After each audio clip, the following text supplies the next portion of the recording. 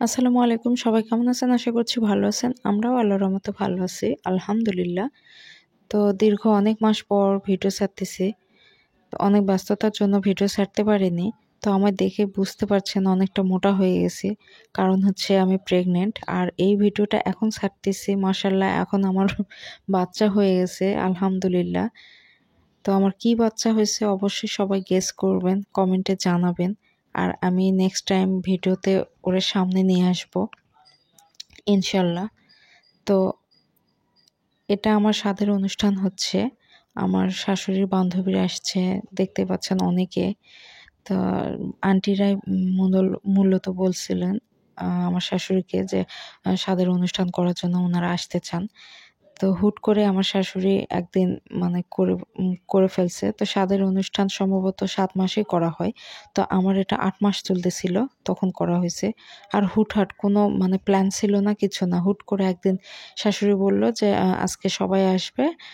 আজকে একটু মানে হালকা পাতলা রান্নাবান্না করতে হবে।" তো আমি রান্না করছিলাম। আর এখানে ৭ রকম ফল-টল কেউ একটা আন্টি পুডিং বানিয়ে আনছিলেন। তো শাশুড়ি কেক আনছিল, আমার বাবা মিষ্টি, ফলমূল অনেক কিছু আনছিল। তো এখানে আমার বাবা-মা, আমার ছোট ভাই এসেছিল, আমার নানি আসছিলেন, আমার মামা শ্বশুর, মামি শাশুড়ি, তারপর এই যে আন্টিরা দেখতে পাচ্ছেন, আন্টির মেয়ে, আম অনেকেই আসছিল। আবার আমাদের বাসার ভাড়াটিয়ারাও ছিল। তো ছোট্টখাট্টো ঘরোয়াভাবে একটা প্রোগ্রাম করা হয়েছে। তো স্বাদের অনুষ্ঠানে অনেকে সুন্দর করে সাজুগুজু করে। তো আমি কিছুই করতে পারিনি। আর ওই যে বললাম আমি রান্না করছিলাম, এটা রাত হয়ে গেছে। 8:30-9টা বাজছে হয়তো। তো রাত হয়ে গেছিল আর আমি রান্না করতে প্রচুর গরম লাগছিল। আর আন্টিরাও আসছিলেন, আন্টিরাও বাসায় চলে যাবেন দেখে তাড়াহুড়াই করছিল। তো এজন্য আমি শাড়ি-টাড়ি বা ভালো করে সাজুগুজু রেডি হতে পারিনি। হুটহাট করে আর যে গরম ছিল, তো সুতি একটা ড্রেস পরে বসে পড়ছিলাম যে আন্টিরা খাওয়া-দাওয়া করে তারপর হচ্ছে চলে যাবেন। আর সবার ফোন থেকে ছবি, ভিডিও যে যার মতো করছিল। তো কিভাবে কোন দিকে তাকাবো এগুলা নিয়ে অনেক হাসাহাসি হচ্ছিল। তো মাশাআল্লাহ সবাই আন্টিরা অনেক দোয়া করে গেছেন। অনেক খুশি হইছি। তো এখনো এই বয়সে যে মানে বান্ধবীদের মধ্যে এখনো এত ভালো সম্পর্ক আছে। আমারই তো কোনো বন্ধু-বান্ধবীর সঙ্গে কোনো সম্পর্ক নাই এখন। তো এখন আমার শাশুড়ির বান্ধবীরা মাশাআল্লাহ অনেক ভালো সম্পর্ক উনাদের। তো অনেক বান্ধবী, অনেক আন্টিরা আসতেও পারেন নাই।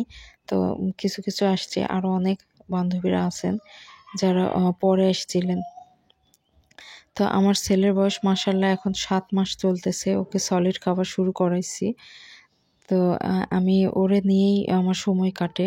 তো একা হাতে সবকিছু করতে হয় দেখে আমি ভিডিও করতে পারি না। এখন ওরে সামলাতে হয়।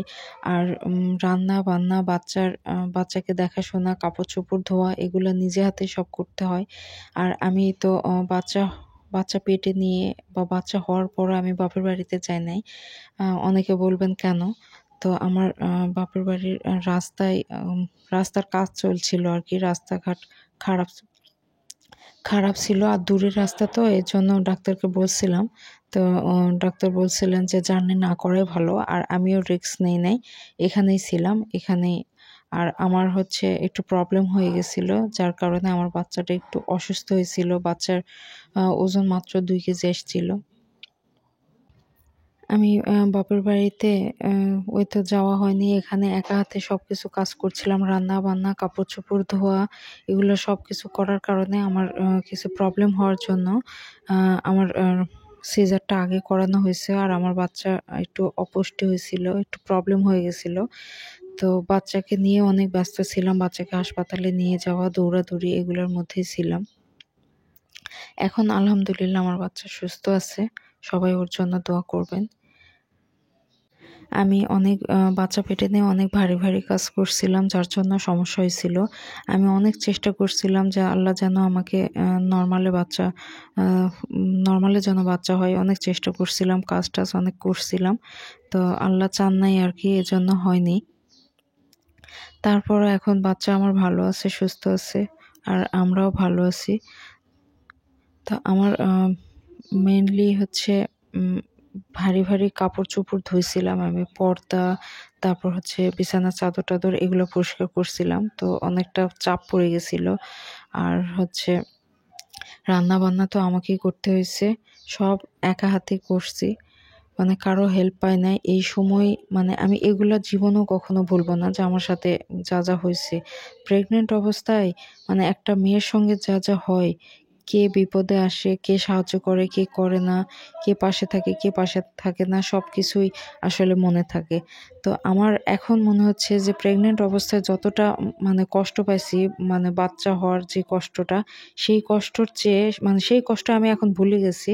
কিন্তু মানে আমার সাথে মানুষরা যে আচরণ করছে, যে কষ্টটা দিছে, সেই কষ্ট আমি জীবনে কখনো ভুলবো না। আমার এখনো মনে আছে, সবার আচরণ মনে আছে আমার। তো যাই হোক, তারপরও সবকিছু মানে চাইলেও ভুলতে পারি না, মনে আছে। তো তারপরও আমার বাচ্চাকে নিয়ে আমি ভালো আছি আলহামদুলিল্লাহ। তো এখনো বাচ্চার বয়স ৭ মাস হয়ে গেছে। তারপরে যে ঠান্ডা চলে এসেছিল, শীত এসেছিল, শীতের কারণে বাবার বাড়িতে যাইতে পারিনি। ইনশাল্লাহ হচ্ছে ঈদের পর যাব, চেষ্টা করব। আর এখানে এই অনুষ্ঠানে আমি যে মা, বাবা, ভাই, আমার বোনরা আসতে পারেনি। তো ওই যে বললাম হুট করে প্ল্যান, এজন্য ওরা আসতে পারেনি। তো আরও অনেকেই আসছে, দেখে অনেক ভালো লাগতেছে। তো সবাই আমার জন্য দোয়া করবেন, আমাদের জন্য দোয়া করবেন।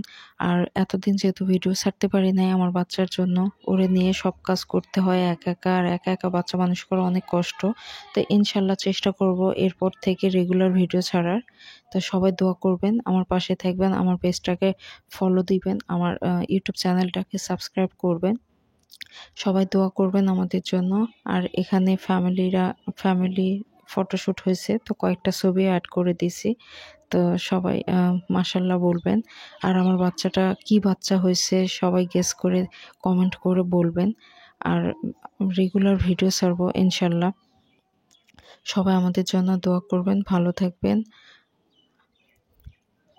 আর আমার ভিডিওগুলো দেখবেন। আর আমার ভিডিও যদি ভালো লেগে থাকলে অবশ্যই একটা লাইক দিবেন, কমেন্ট করবেন, কমেন্ট করে জানাবেন। আর নেক্সট টাইম রেগুলার ভিডিও ছাড়ার চেষ্টা করব। সবাই আমার বাচ্চার জন্য দোয়া করবেন।